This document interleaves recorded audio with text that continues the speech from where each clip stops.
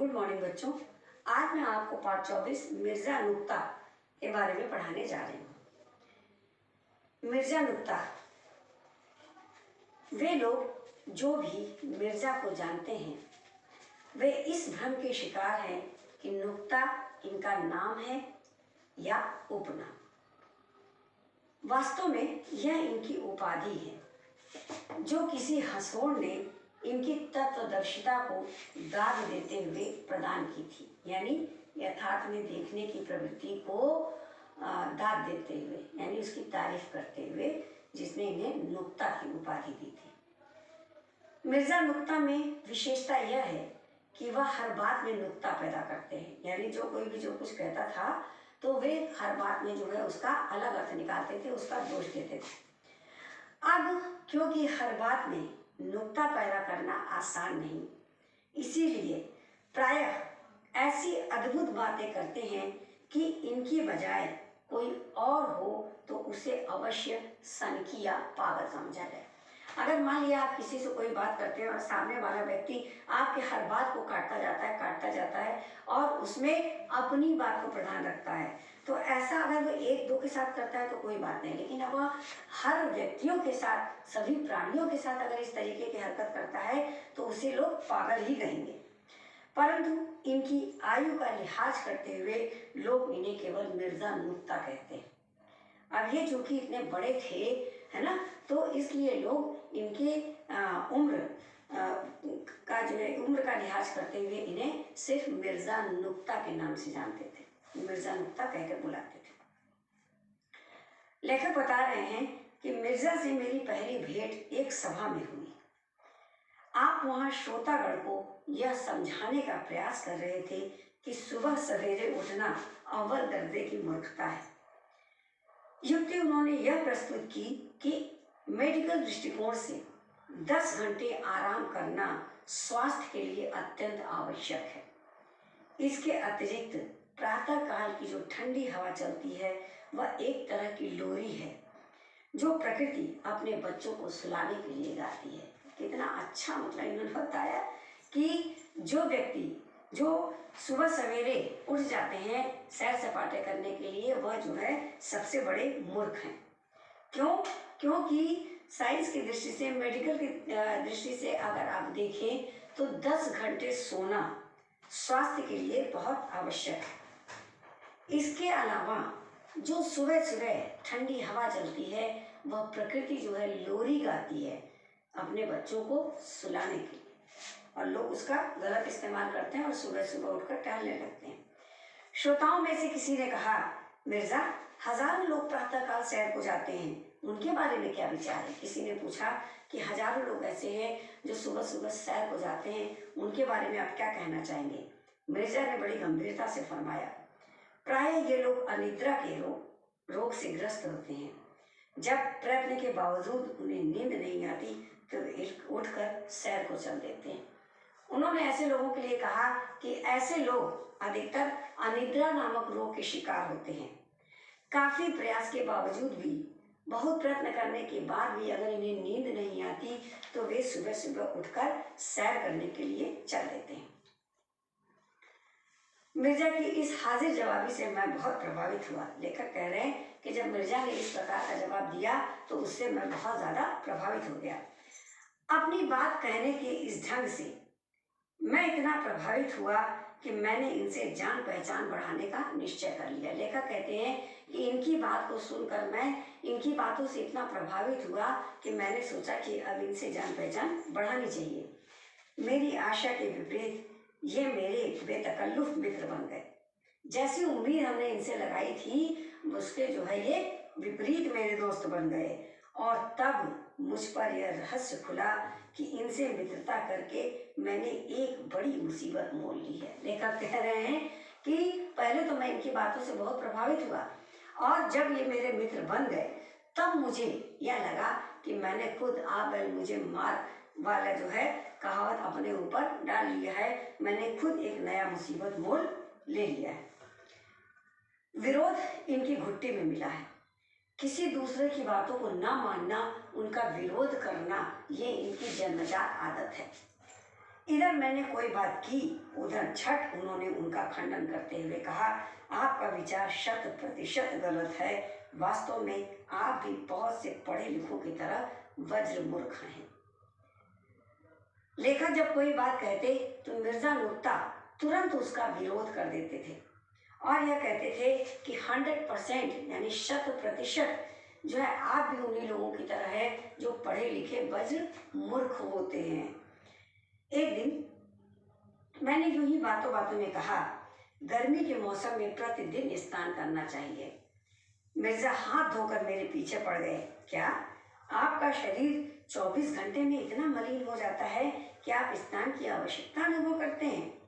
स्नान कितना अप्राकृतिक विधान है, बताइए। लोग हमेशा कहते हैं कि रोज सुबह उठकर पहले स्नान करो, और मिर्जा नुक्ता की निगाह में स्नान जो है वो अप्राकृतिक है, वह प्रकृति के विरुद्ध है। स्नान नहीं करना चाहिए। आपने कभी कीड़े मकोड़ों, पशु पक्षियों को स्नान करते देखा है? मिर्जा नुक्ता कहते थे कि लेखक से उन्होंने कहा कि क्या आपने कभी पशु पक्षियों और कीड़े मकोड़ों को स्नान करते देखा? मैंने डरते डरते कहा, चिड़ियों और भैंसों को नहाते आपने देखा होगा। तब लेखक ने उनसे कहा कि चिड़ियों और भैंसों को तो नहाते आपने जरूर देखा होगा।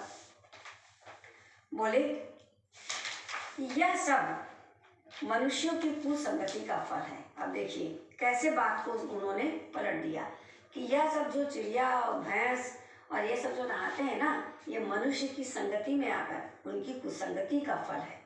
अगर वे मनुष्य के बराबरी में ना होते, उनके साथ न रहते, तो ये प्रभाव उन पर पड़ता ही नहीं।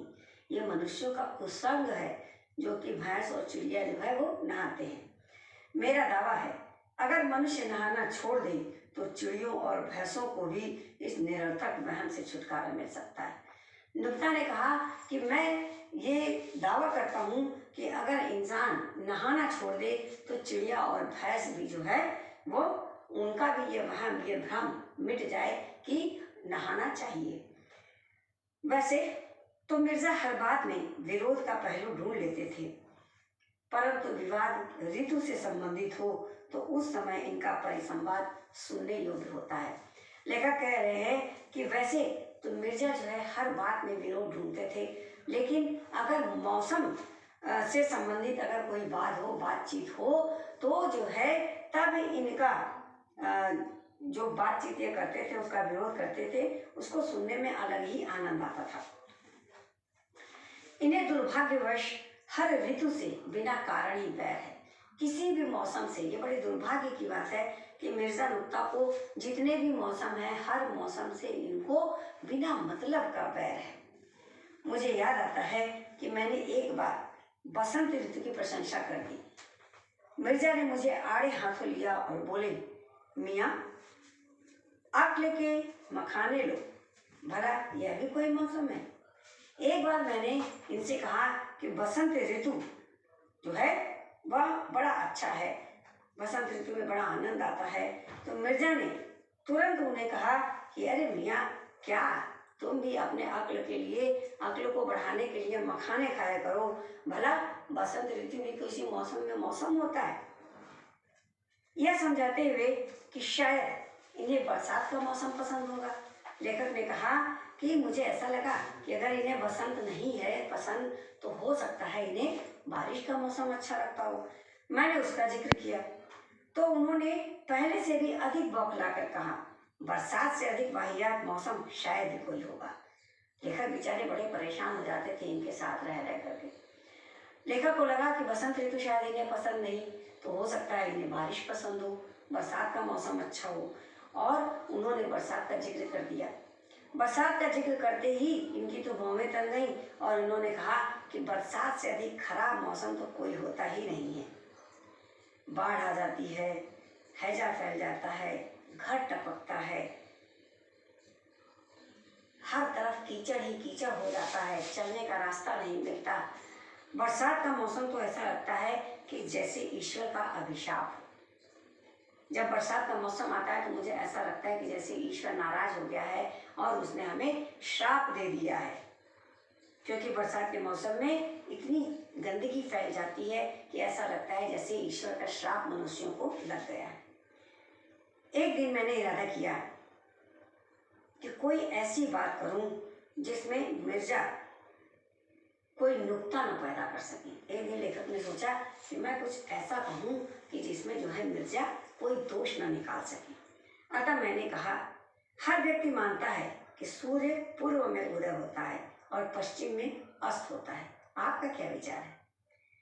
मेरे आश्चर्य की कोई सीमा न रही जब उन्होंने इस सार्वभौमिक सत्य में भी नुक्ता पैदा कर दिया। ये उनकी आदत में शामिल था। चाहे कितना भी सार्वभौमिक सत्य क्यों न हो, चाहे ब्रह्म सत्य क्यों न हो, लेकिन अगर उन्हें दोष निकालना है तो निकालना है। प्रकृति में भी उन्होंने नुक्ता पैदा करना शुरू कर दिया।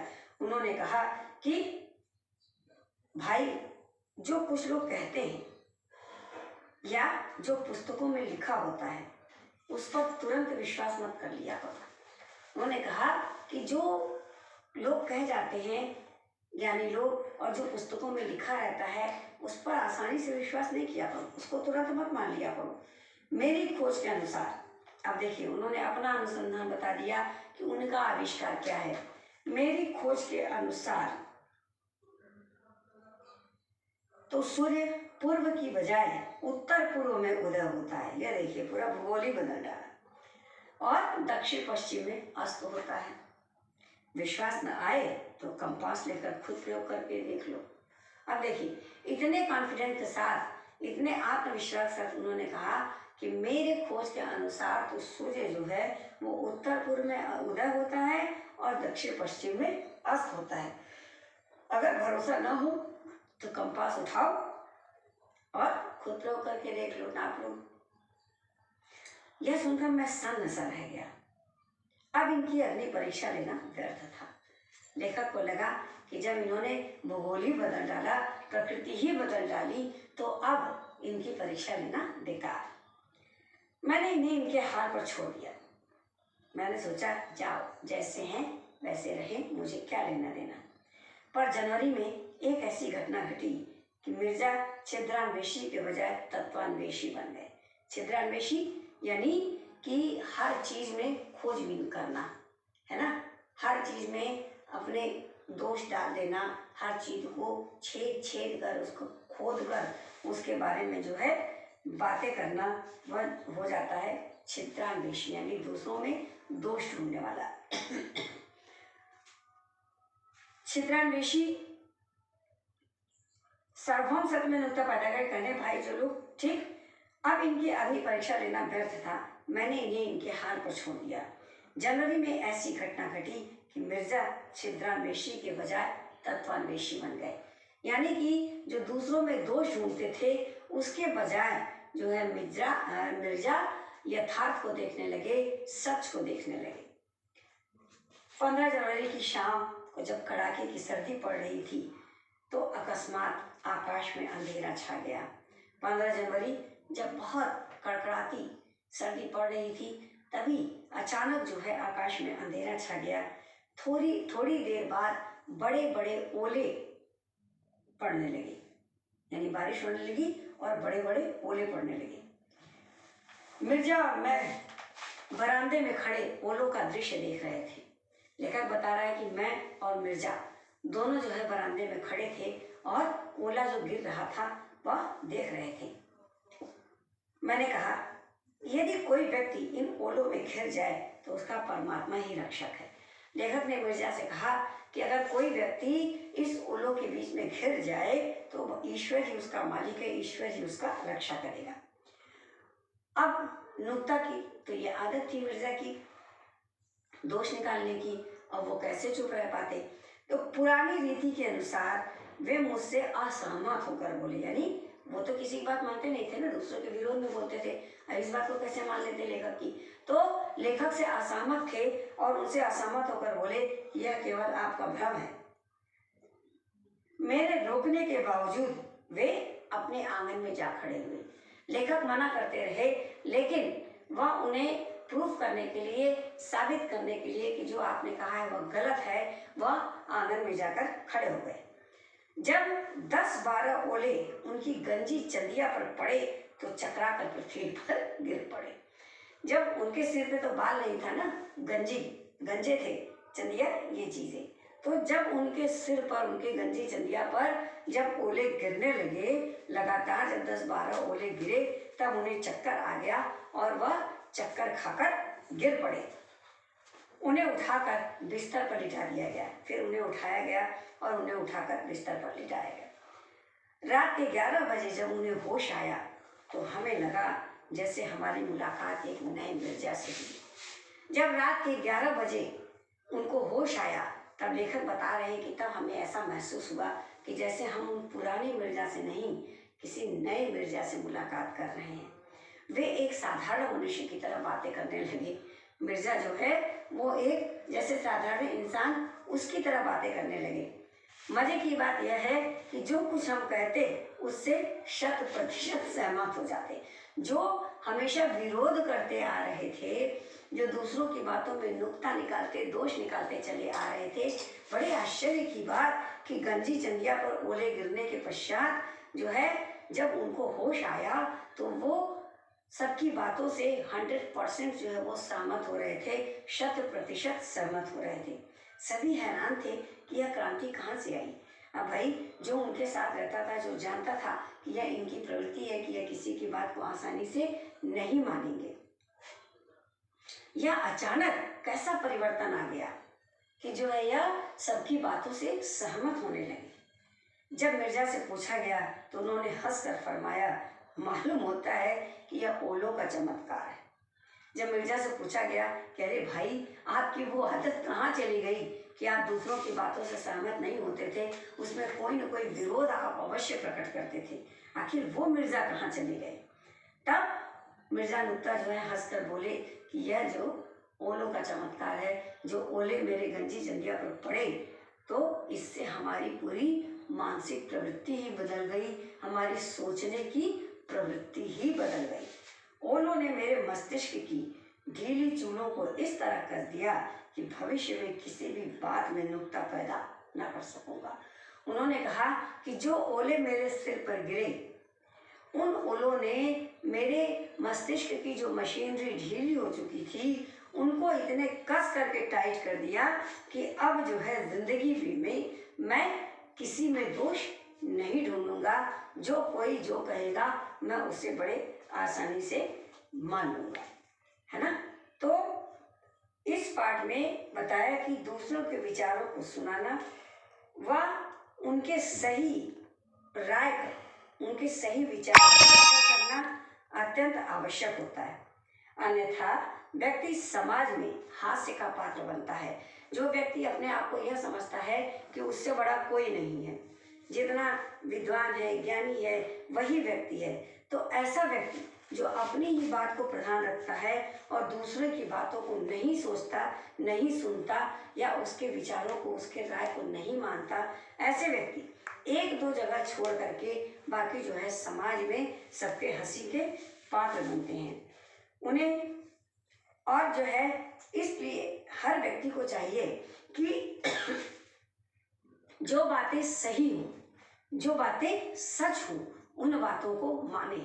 मिर्जा नुक्ता की तरह नहीं कि उन्होंने पूरे जो है इतिहास और भूगोल को ही बदल कर रख डाला कि उनके हिसाब से सूर्य जो है वह उत्तर पूर्व में उदय होता है और अस्त दक्षिण पश्चिम में। उनके हिसाब से जो ऋतुएं होती हैं वह ऋतुएं जो है वह ईश्वर का अभिशाप है। हर चीज को उन्होंने दोष की निगाह से देखा और उनके तर्क बड़े अच्छे होते थे। जब वो तर्क देते थे तो उनकी तर्क शक्ति इतनी मजबूत रहती थी कि लोग उसका विरोध नहीं कर पाते थे। ये बात अलग की थी और उनकी बात करने, भाषा शैली उनकी इतनी अच्छी थी, इतनी स्पष्ट, इतनी प्रभावी थी कि लोग उनसे प्रभावित हुए बिना नहीं रहते थे। इसी प्रकार लेखक भी जो है उनसे प्रभावित हो गए थे, लेकिन बाद में लेखक को यह समझ में आया कि उन्होंने कितनी बड़ी मुसीबत जो है वह मोल ले ली है, लेकिन लेखक उन्हें छोड़ भी नहीं सकते थे और उनके परीक्षा लेने के लिए लेखक कोई न कोई बात जो है नुक्ता के सामने रखते थे और नुक्ता उनके हर बातों में दोष निकाला करते थे। जब उन्होंने प्रकृति को ही पलट कर रख दिया कि सूर्य जो है वो पूरब में नहीं उत्तर जो है पूरब में उदय उदय होता है और दक्षिण पश्चिम में अस्त होता है, तब लेखक ने सोचा कि इन्हें इनके हाल पर छोड़ देना ही